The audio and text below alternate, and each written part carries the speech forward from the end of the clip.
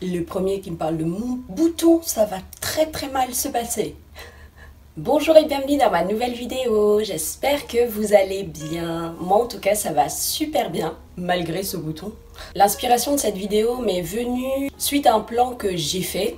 Et d'ailleurs j'ai tiré le titre de ma vidéo de ce plan, c'est triompher des injustices. Et ce plan d'ailleurs m'a aidé à surmonter par la grâce de Dieu d'une situation récurrente que je vivais dans le cadre de ma vie professionnelle. Je ne sais pas si comme moi vous vous attendez inconsciemment à ce que vos collègues, vos amis, votre entourage soient dotés de l'intégrité biblique. Moi en tout cas, j'ai plusieurs fois été déçue en fait de constater que les gens dans le monde, bien sûr il n'y a pas besoin d'être chrétien pour être bon, pour être gentil, etc.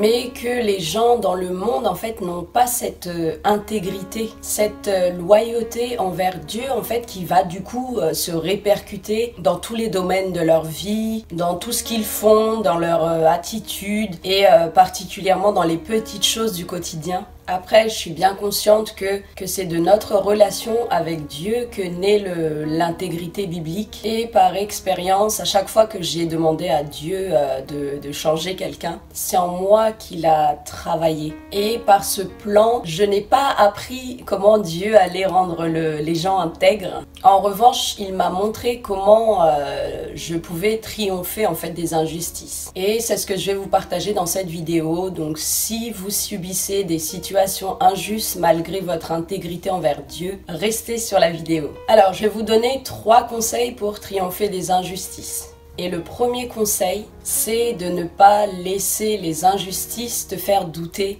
de l'amour de Dieu pour toi. Et effectivement, en général, on doute parce qu'on ne voit pas Dieu intervenir dans la situation. On peut même en arriver parfois à penser que Dieu nous a oubliés puisque la situation injuste persiste. Mais comme le dit Romains 8, verset 28, nous savons du reste que toute chose concourt au bien de ceux qui aiment Dieu, de ceux qui sont appelés selon son dessein. Et on sait que cette situation, elle est permise par Dieu pour des raisons que lui seul connaît. Et son silence ne signifie d'ailleurs pas absence. Et nous savons également que tout ce qu'il permet a déjà une issue d'une part, et d'autre part, Dieu ne permet que des choses que nous pouvons supporter. Et on sait que Dieu nous connaît mieux que nous-mêmes. Et d'ailleurs, la question à se poser dans ces situations d'injustice, c'est toujours l'amour de Dieu envers nous, et pas le contraire. On ne doit pas se reposer sur notre amour envers Dieu parce qu'il est imparfait.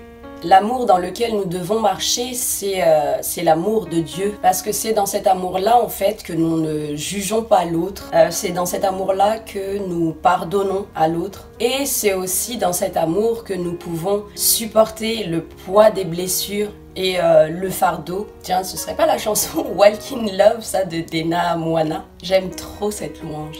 Le deuxième conseil que je peux te donner, c'est que dans les situations injustes, dans les tempêtes, on doit s'accrocher aux promesses de Dieu. Et je vais prendre l'exemple de Joseph qui reste pour moi, après Jésus bien sûr, l'exemple type de l'injustice tout au long de sa vie. Et je vous invite à lire son histoire dans Genèse 37. Dans les grandes lignes, il avait eu un songe en fait, quand il était plus jeune, où il se trouvait debout devant et il avait tous ses frères en fait qui étaient prosternés à ses pieds. Et c'est d'avoir raconté en fait ce rêve à sa famille, à ses proches, qui l'a amené à se faire vendre par ses frères en esclaves. D'ailleurs, j'ai 2 remarques à ce niveau-là. La première remarque que je dirais, c'est qu'il ne faut pas forcément raconter les visions que Dieu nous donne aux autres, et particulièrement aux inconvertis. Et la deuxième remarque, c'est que Dieu a justement utilisé en fait ces circonstances difficiles pour amener Joseph à l'accomplissement de la vision. Mais cela a nécessité que Joseph soit intègre envers Dieu, qu'il soit obéissant et qu'il s'accroche à cette promesse. Et ça me fait penser aussi d'ailleurs il y a un verset qui dit que Dieu utilise en fait l'ennemi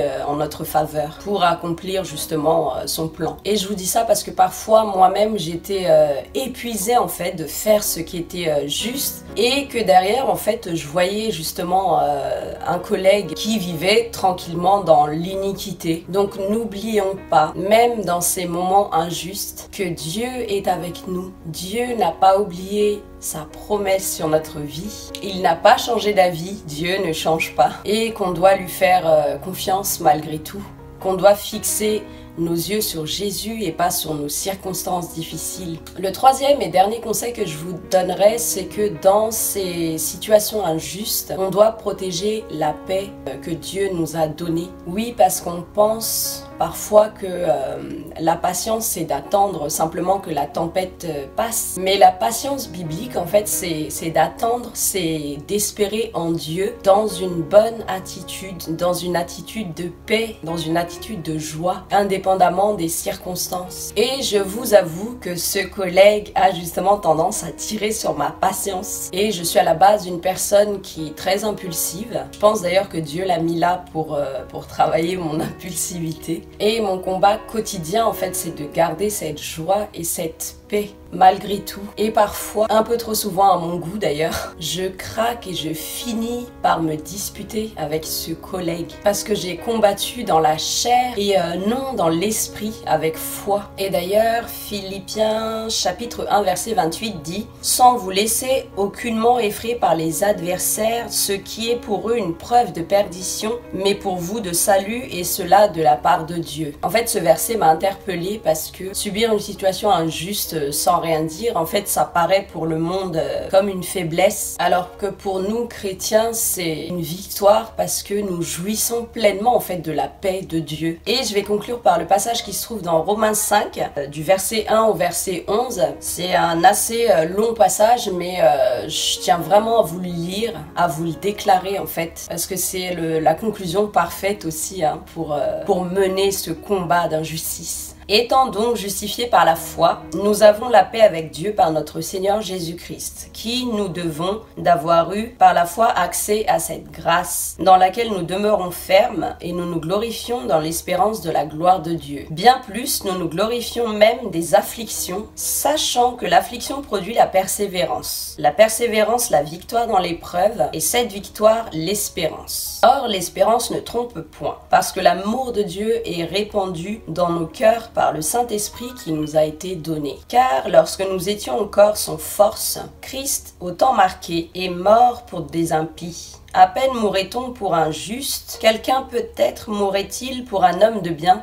Mais Dieu prouve son amour envers nous, en ce que lorsque nous étions encore des pécheurs, Christ est mort pour nous. À plus forte raison donc, maintenant nous sommes justifiés par son sang. Serons-nous sauvés par lui de la colère? Car si lorsque nous étions ennemis, nous avons été réconciliés avec Dieu par la mort de son Fils, à plus forte raison, étant réconciliés, serons-nous sauvés par sa vie. Et non seulement cela, mais encore nous nous glorifions en Dieu par notre Seigneur Jésus-Christ, par qui maintenant nous avons obtenu la réconciliation.